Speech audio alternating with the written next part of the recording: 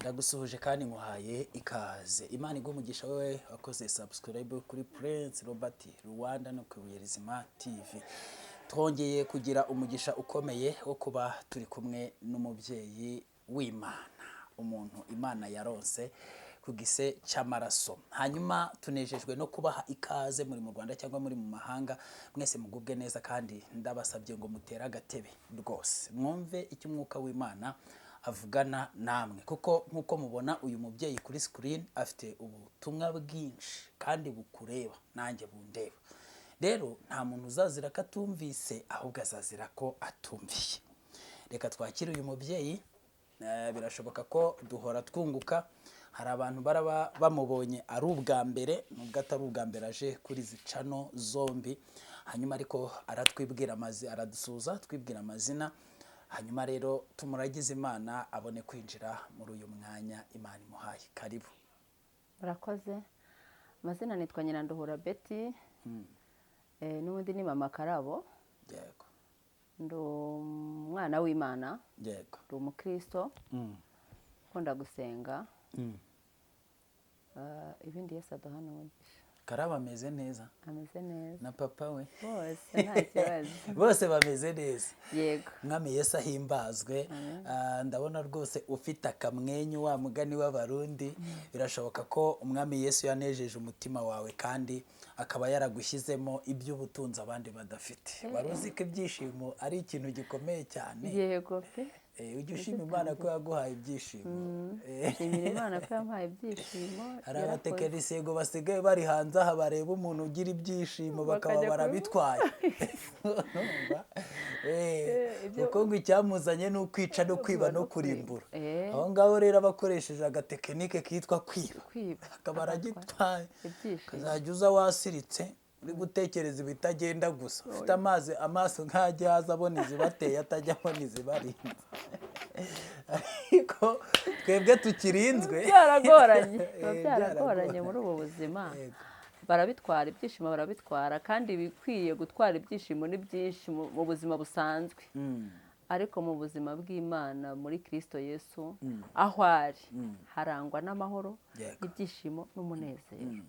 Ubwo rero uzabona yarasiritse umenye ngo Kristo yamaze kumuvamo. Nta waba agifite. Kuko ikintu aguha wishima waba uraye ukishima. Ubundi hari ijambo rivuga ngo muzaca mu muriro ntabwo muzashya, munyure mu mazi ntazabatembana. Si uko mutazaba mwabiciyemo, ariko muzabinyuramo. Amahirwe nuko bitazabahitana. Mu bicemo amahoro. Abana bazabirukana ku ishuri, yego, ariko ubuzima bukomeza. Hari umupapa w'inshuti yanjye iyo bamwirukaniye abana ku ishuri aravuze ati njye sinzigera ni stress. Avuga ati nimwicara aho sha. Ubwo Imana yabaye ibahaye agakonje nimbona amafaranga muzasubira ku ishuri. Njye nta stress ngira. Oya. Undi uribye yaravuze ngo umutima uhagaze ujugunya amahoro yawo. Kandi wayajugunye ntiwayabona. Ngo amahoro Yesu atanga ngo ntagira akagero, ngo ntarondoreka. Ngo ajya ahumuriza abayafite. Ngo utayata ntabwo yayakurwaho. Abantu bagira uruhare mu guta amahoro. Kandi ikintu wajugunye kujya kugishaka ntabwo wakibona. Urugero nk'urufunguzo rufite ugafata igihuru ukajugunyamo, ntabwo warubona, ntabwo wapfa kurubona ni amahirwe. Ubwo rero ayo mahoro Kristo atanga iyo turimo turishima. Nakugumemo gume n'umubera bose mu izina rya Yesu.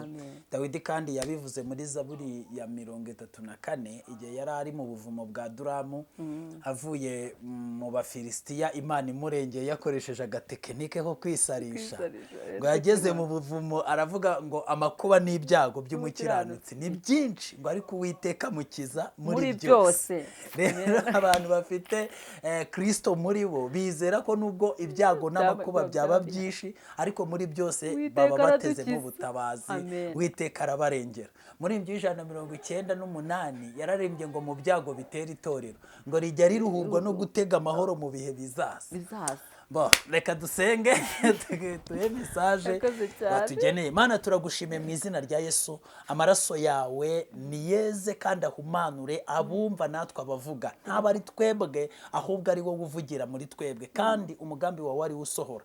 Tuguhaye ikaze nanone kugira ngo ugumane natwe kandi uyobore intambwe ku yindi, ijambo ku rindi ribe riyobowe nawe, kugira ngo abaryumva babashe gukizwa naryo. Urakoze ko uhagurukije umubyeyi muri iki gihe gikomeye kigoranye, ariko ukaba wemeye kumushyigikira, natwe ukaba utuzanye hano kugira ngo dutambutse ubutumwa mu izina rya Yesu Kristo, amen. Yesu Kristo yashyize iki ku mutima wawe?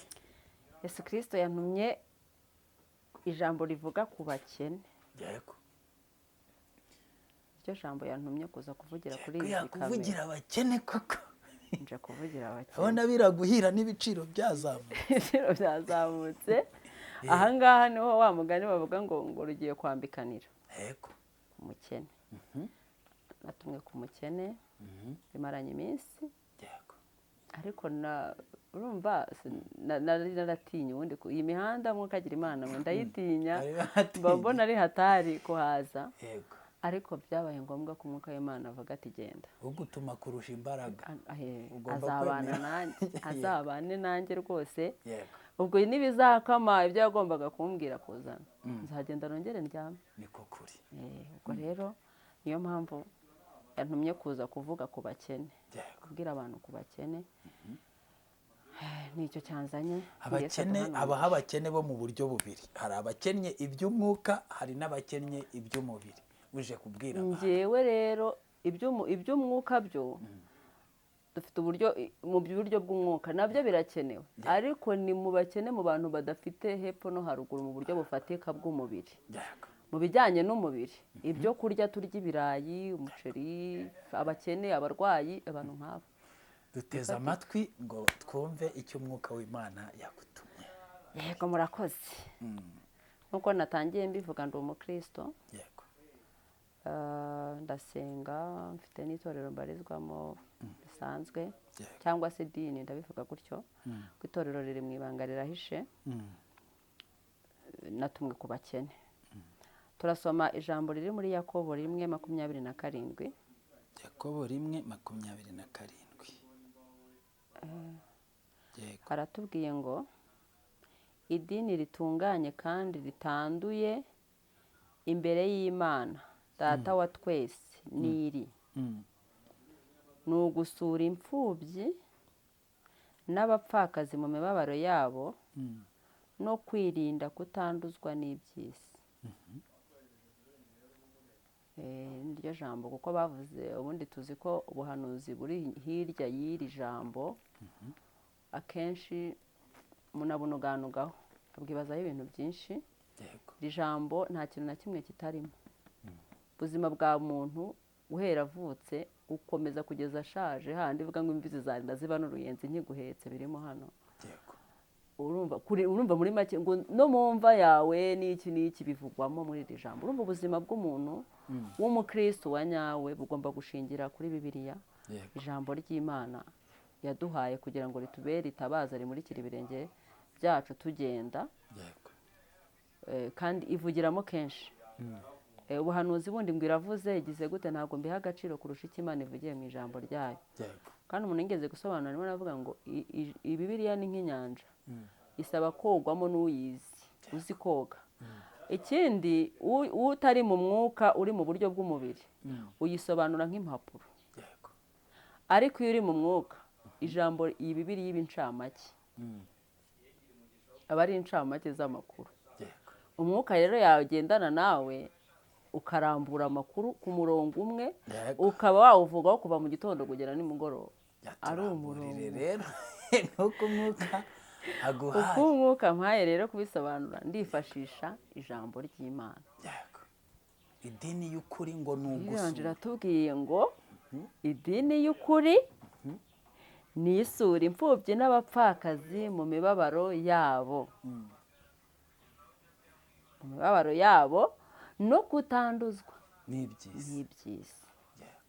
Ubwo ubyumva amenye iyo dini ye asengeramo ko ihagaze. Ubwo ndabwira abashumba ubu nibo donc bantu umuntu babazanye. urumva idini yitujuje ibi bintu amenye ko bivuzwe iyo hano, dini ye ifite ahandi hantu ikorera amenye ko ifite ahandi baruriye. ibaruriye ari idini yo kwa data wa twese mu bwami bwo mu ijuru. Yego. iyo dini uhita ureba aha, wowe mushumba uri imbere yacu, Yego. wowe muntu washinze idini, kuko itorero riri mu ibanga, Yego. ubwo biri mu isi byose ndabyita amadini. Yego. ugenzure umenye niba iyo koperative yawe yujuje ibisabwa muri Kristo, kuko Yesu ari mu isi. Ikintu cya mbere wabonaga akenshi akunze kugendaho ni abantu b'abakene, nawe kandi ubwe yaciye muri uwo mujyi w'abakene, azi uko inzara iryana. Yego. nyina azi uko inzara iryana nk'umugore wabagaho adafite umugabo. Yego. barumuna ba Yesu mu buryo bw'umubiri, kuko tuzi ko Yesu yari Imana 100% akaba n'umuntu 100%, ariko mu buryo bw'umubiri durasangamo Yesu mu myaka 30 yabanaga na nyina w'umupfakazi. Ntituzi igihe Yosefu yapfiriye, ariko tuzi ko byanze bikunze Mariya yarapfakaye. Igihe Yesu rero yamaze ari kubaza ashaka ibyo kurya by'abarumuna be na mama we, ntabwo tukiza, ariko nawe imvune z'umupfakazi arazizi, imvune z'imfubyi arazizi, imibabaro yabo yose arayizi. Niyo mpamvu yabihaye agaciro, aravuga ati Abaheburayo avuga ngo Yesu yababajwe no kugeragezwa cyane, ngo nicyo gituma atabara abageragezwa bose. Nta buzima turiho ku isi Yesu ataciye, ntabwo atazi, bwose arabuzi. Kugera no gutukwa, gutembagazwa. ubu umuvugabutumwa nibakubwira nabi ntuzavuge ngo bikubayeho, izemera yuko bikubaho, kuko na Yesu baranamutembagaje ngo akanyinyufura akabavamo akagenda, bashaka kumuhirika mu manga ngo apfe. Ubwo rero nawe nubona bikubayeho utazaburana ngo ubuse Mana ngo kucyo ndetse ngo ukatuma bimbaho. Na Yesu umwana w'Imana baramutembagaje, tuko ni wowe bazareka kandi umugaragu ataruta shebuja gute se? Rero icyo yasize mu madini yagezeho araborohereza, nubwo amadini we yumvaga adashaka ko agumaho. Kuko amadini yamukoreye ibyamfura mbi, ndabyita muri ubu buryo. Yamukoreye ibyamfura mbi, ariko abona nta bundi buryo abandi bantu bazateranamo. Aravuga ati ni mushinga amadini, ariko ashingiye ku ndangagaciro zo kwita ku mfubyi n'abapfakazi mu mibabaro yabo. Ni itegeko yasize ry'uko ari abo nyine bagomba gushingiraho uburyo bwo kugira ngo bamenye idini y'ukuri, kubaka insengero, kuko hazaza n'idini y'ikinyoma. Ikinyoma rero ni umubi, ni umwanzi. Ikintu cyose icyiza n'ikibi kiba gifite ukiyoboye. Icyiza niba ari Kristo ukiyoboye, ikibi gifite nawe icyo ukiyoboye. Ibintu iyo ari bibiri haba hari nyiracyo n'undi nyiracyo.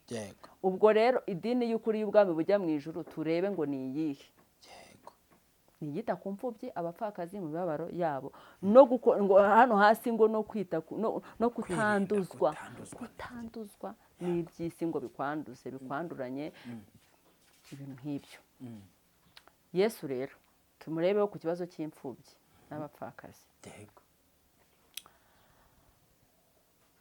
Imfubyi n'abapfakazi no kwita ku badafite shinge na rugero, nibyo azatubaza nitugera no mu ijuru. Mbona ari nabyo. Reka tugende mu ijambo ry'Imana, dusome Yohana 12. Yohana 12.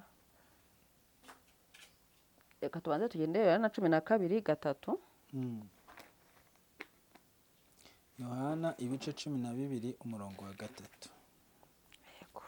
Haravuze ngo Mariya yenda igice cy'indatira. Naho yego, Mariya yenda igice cy'indatira y'amavuta meza nk'amadahano y'agati kitwa narada y'igiciro cyinshi cyane, ayasiga ku birenge bya Yesu, abihanaguza umusatsi we. Inzu yose itamamo ayo mavuta.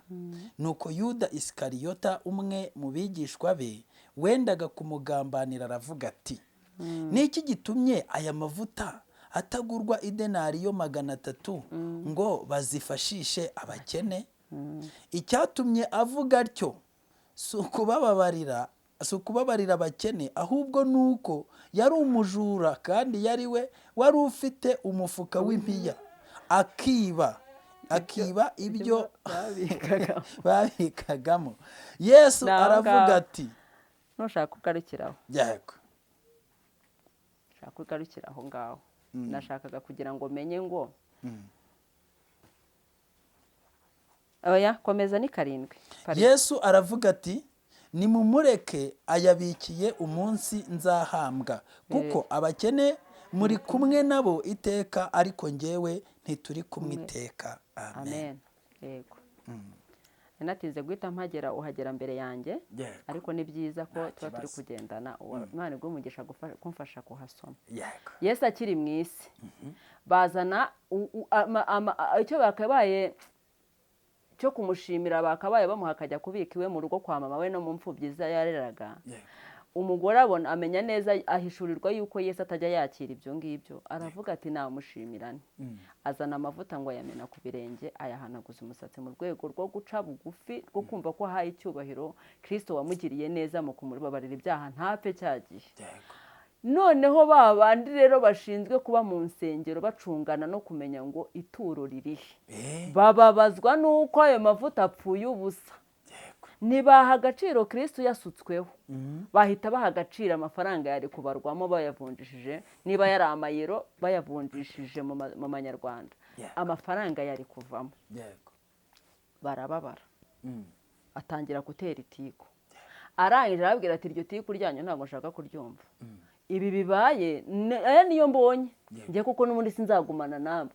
Ibindi muzabirya, amazu muzayubakirwa, muzabona amamodoka, muzagira imirimo myiza, muzicara mu biro, muzakorerwa ibintu byinshi cyane mu isi, muzagira iterambere. Niba uyu munsi tuba mu nzu yubakishije ibyondo kuva hasi gushyika hejuru, muzagira igihe mwumva mu ma etaje.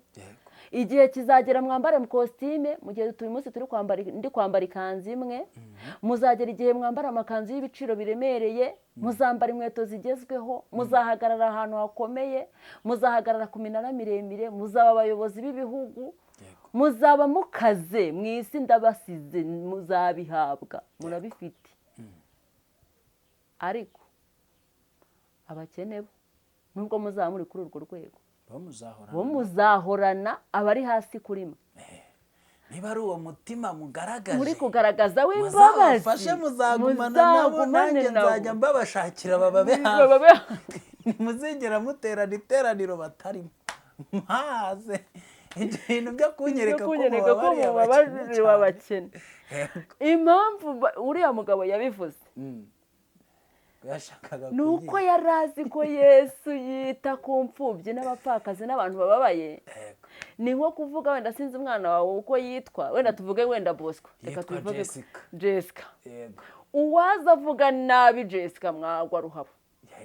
Ariko uwaza avuga ati mva Jessica wawe mumpe njye kumwishyurira ajye hanze ajye kwiga neza ishuri ryiza, uwo nguwo abagukoze ku marangamutima yawe kuko ni umwana wawe. Rero Yesu abakene ni nka se w'imfubyi, umugabo w'abapfakazi, wita ku badafite shinge na rugero. Abo ni bobe abo. Ibyo kumubwira ababosi bahejejwe bagize gute, ibyo ntibimureba. Yarabahaye nta kibazo, tubira imvura babi n'abeza. Ariko abo kuko yabanye nabo nyine nk'uko twahoze tubivuga, yabanye n'abarabazi neza, azi ubupfakazi uko buryana. Ko yabanye na nyina amubwira ati mwana wa nta gihumbi watahanye, mwana wa bana ko bagiye kuburara bigende bite. Ibyo byose arabizi. Yabanye n'imfubyi ba Mariya na Marita na ba Lazaro, nibuka yabanye nabo. Izo mfubyi arazizi uko zabagaho mu buzima, abana 3 mu rugo rutagira umugabo n'umugore.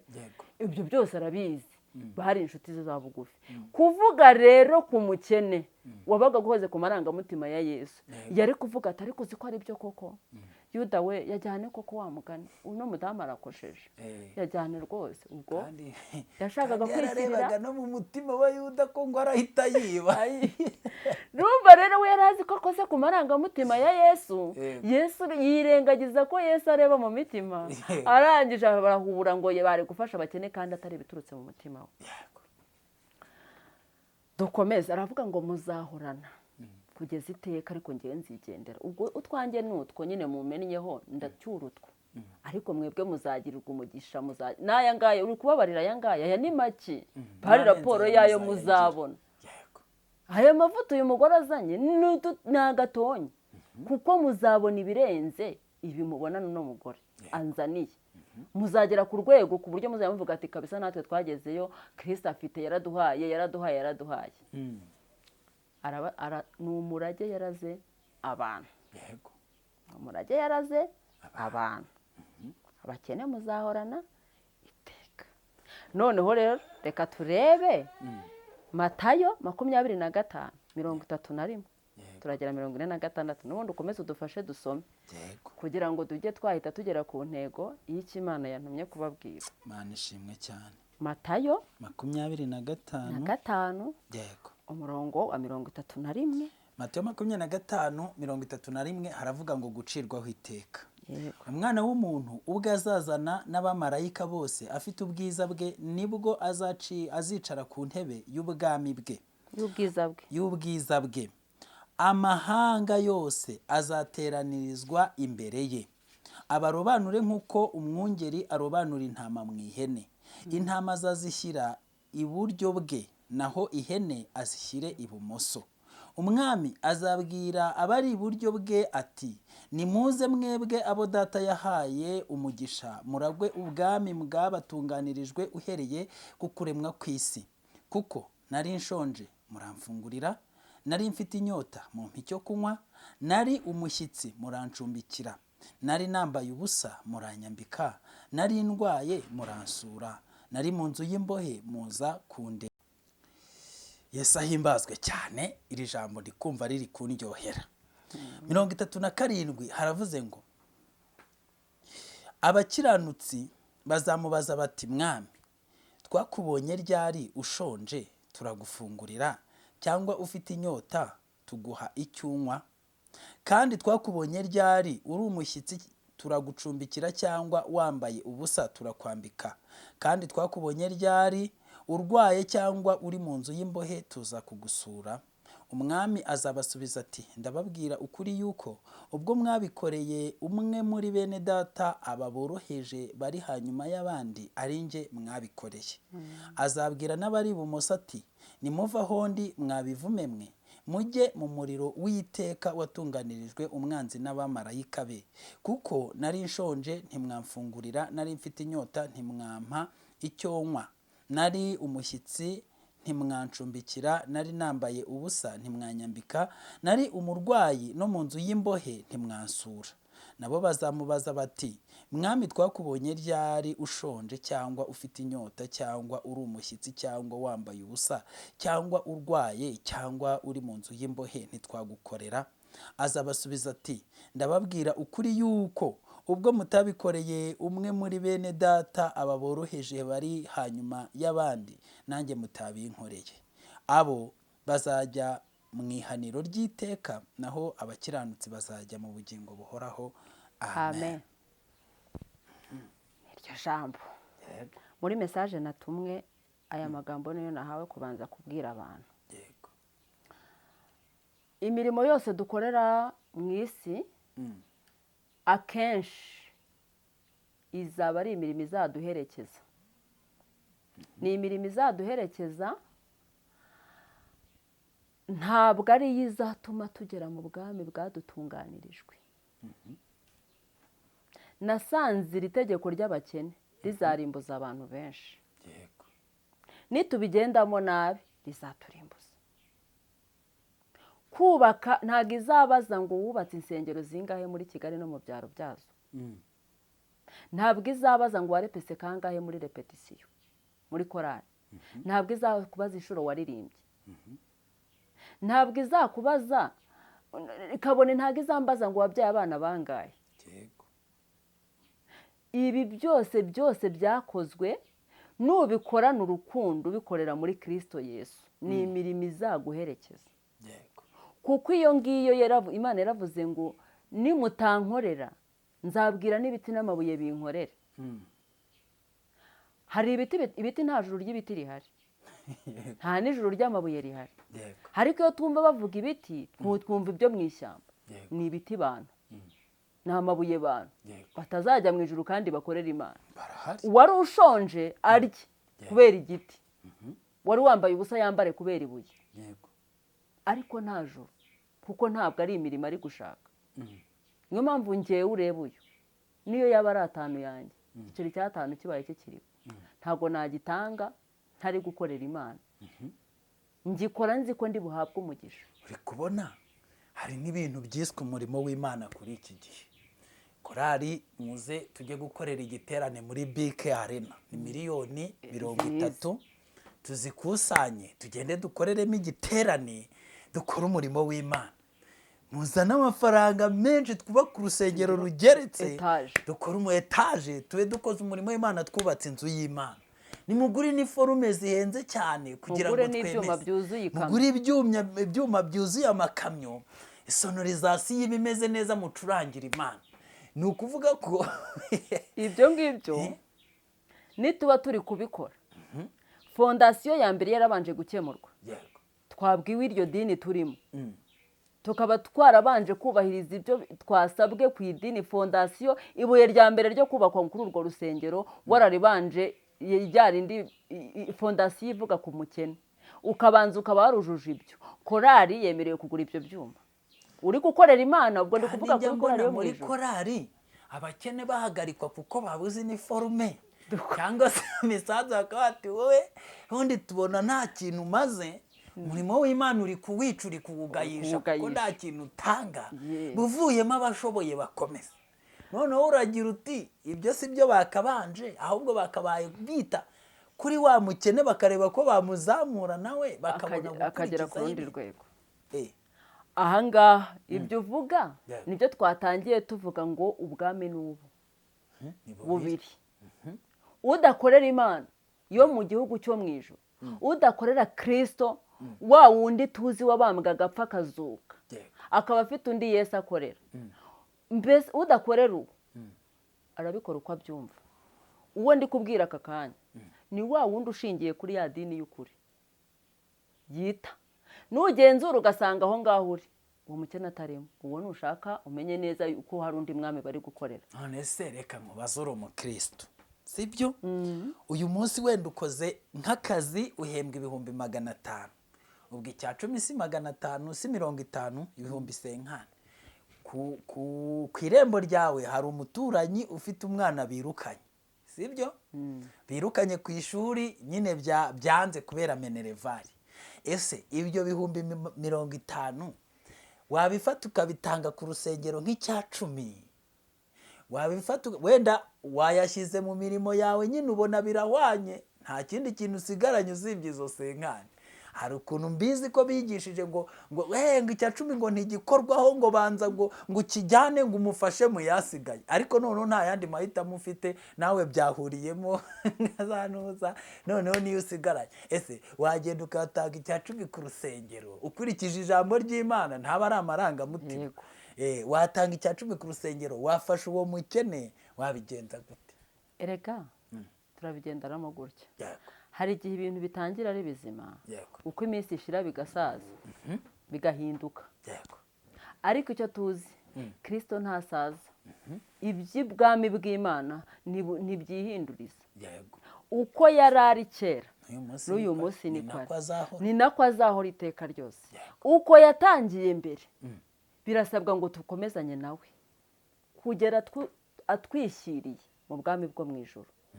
Niba byahindutse rero aba bakene bari bari ku irembo bakaba bafashirizwaga mu rusengero sinakabaye nanabamenye ndahita mvugaho akantu kamwe ndababwira abantu bafashe imirimo yose bayegeka ku gihugu niyo bakabaye bakora. Umusaza perezida w'igihugu cyacu yagiye kumanajinga ibyakabaye atabigabaye ajya kubimanaginga yamanaginze ibyo mu nsengero bitari atakabaye abikora baramuvunishije byari bifite ba nyirabyo aramanaginga abaturage b'igihugu ajye no kumanaginga bo mu nsengero bakabaye bamworohereza. Umusaje misenyi tambuza nubwo numvaga atari ngombwa ariko niba tubara tugasanga abantu babatijwe abatarabatizwa hari utari mu Gatolika ari mu badive utari mu badive ari mu badeperi ari mu indini amadini ni menshi uretse ko yageze akabona nta kintu amumariye akayagabanya.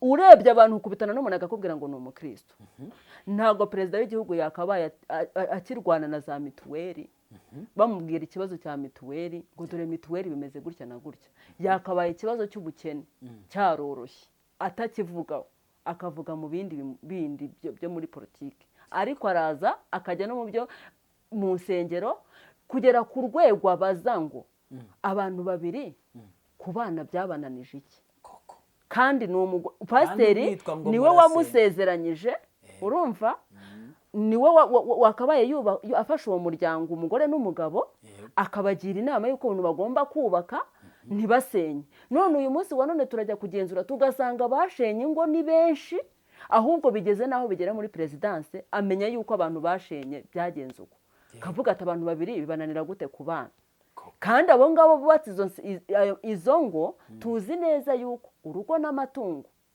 abihabwa n'ababyeyi, ubwo ni imigisha. Ni kwa kundi igihugu kizatanga kavuga ati iki gishanga tugihaye aba n'aba bagikoreremo, dutanze imirimo muri aha n'aha n'aha, ariko abo bantu bari gusarura muri iyo mirimo bari gukora iki mu gusarura muri iyo mirimo?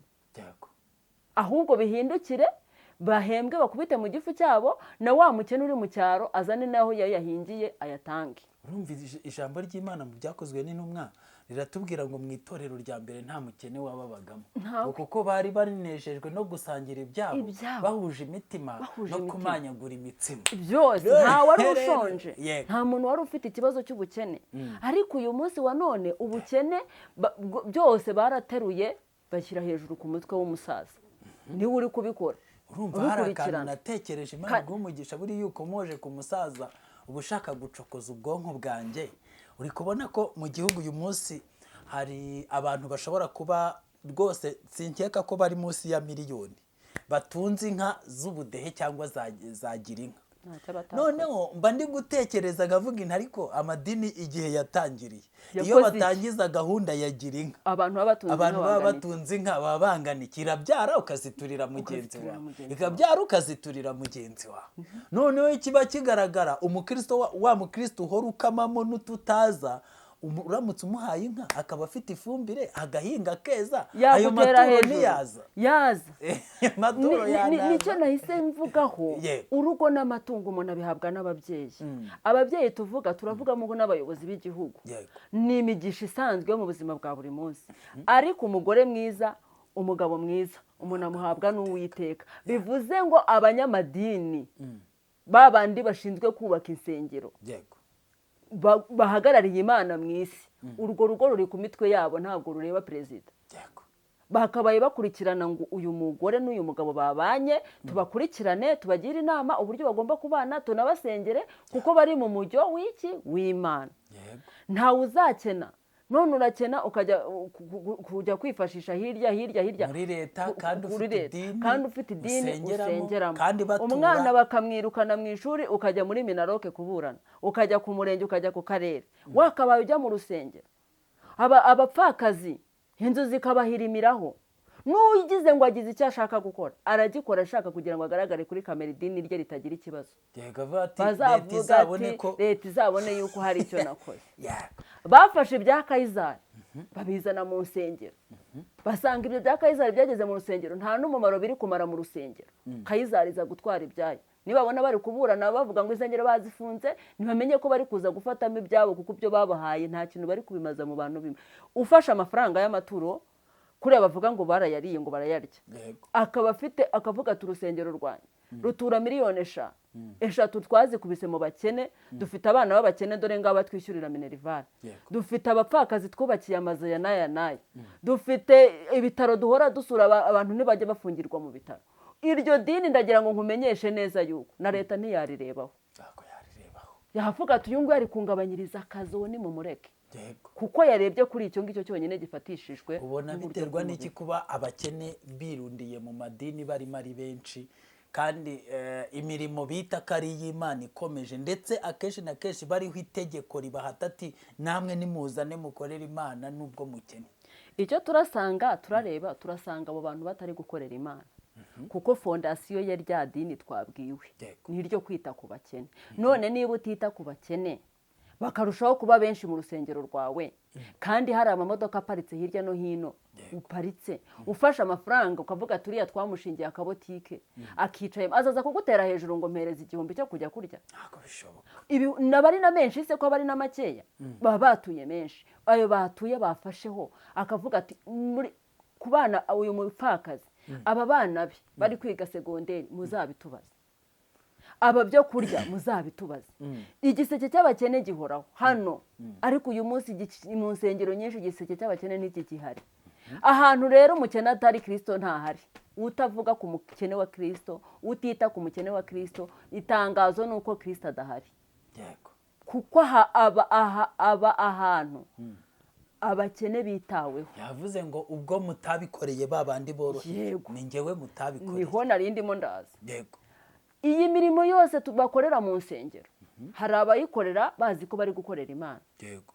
Bazi ko bari mu murimo w'Imana. Gusa ku ruhande rumwe umurimo wakoranye urukundo. Nushaka uburi upfe kubuzi kuri gukorera Imana. Uri kuwukorana urukundo. Yego. Nuyo yaba ari mu bujiji. Ariko uzi kuri gukorera Imana. Uzawuhemberwa. Yego.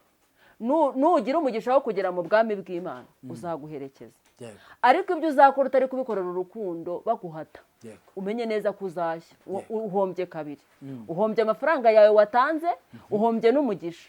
Ntacyo uzabona mu bwami bw'Imana, nugirirwa ubuntu bwo kujya mu bwami bw'Imana.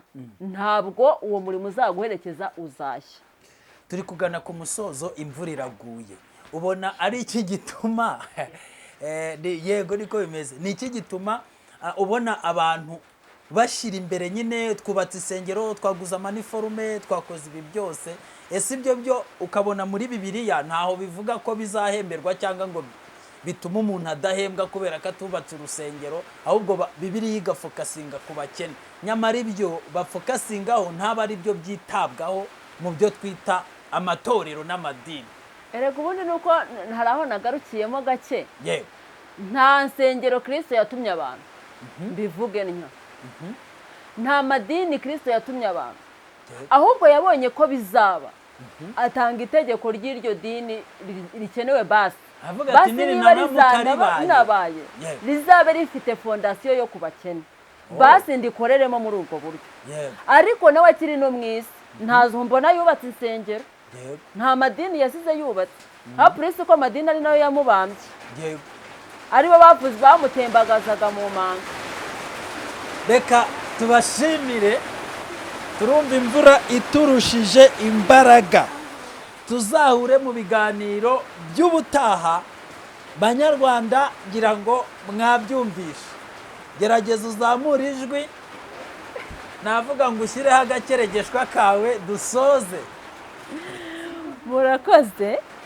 Icyo navugaga kuri aha ngaha rero kuri finali, ngo azafata intama azishyira iburyo, afata ihene azishyira ibumoso. Impamvu rero zibaye ihene n'izindi zikaba intama nuko zose zagiye mu bwami bw'Imana, zigenda zizi ko ziri kujya mu bwami, ariko zigezeyo, zigeze mu ahitwa ngo ni mu bwami, zisanga atariho zakagombye kuba ziri kujya, kuko ibyo zakoze ari zizi ko ziri gukorera Imana ariko atariyo ziri gukorera. Ubwo rero izafata intama zishyira iburyo, ihene ibumoso.